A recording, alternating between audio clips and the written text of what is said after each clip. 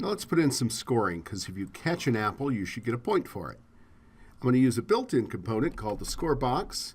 Var SB equals new score box. That's score box with a capital S. And just for the moment, I'm going to put it in the center so you'll be able to see it.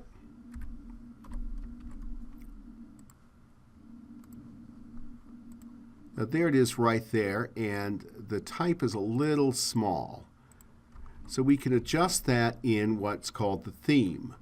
Now in the free version of this template, there are 3 themes, and you'll find them mentioned in the index.html, and they're all included in there. If you've got another version, it's a little bit more complicated, but it's all changed in the HTML file here.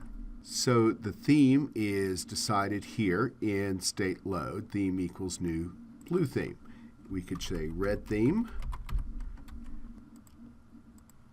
And the buttons in the score are red, which is kind of nice. But let's use, I think, the green theme. And then we can go in and adjust things in the theme. And the themes are here in JS themes. And there we go with the green theme. And here we are, score font size equals game width divided by 40. So that way, if we're doing a mobile device or something, the font size will always stay consistent. If we lower that number to 20, then it will be twice the size. Here we go.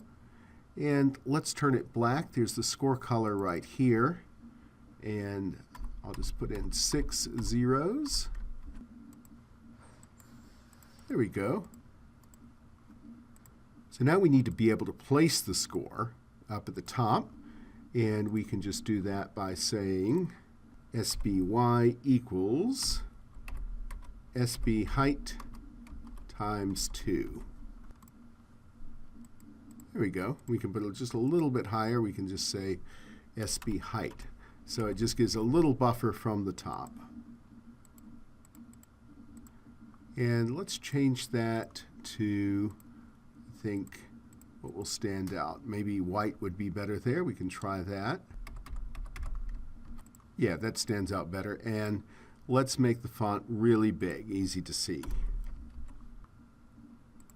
There we go. Now to up the score, what we can do, the same place that we put the event dispatcher play sound, we can also say event dispatcher dispatch G up score and 1 point. So let's test that.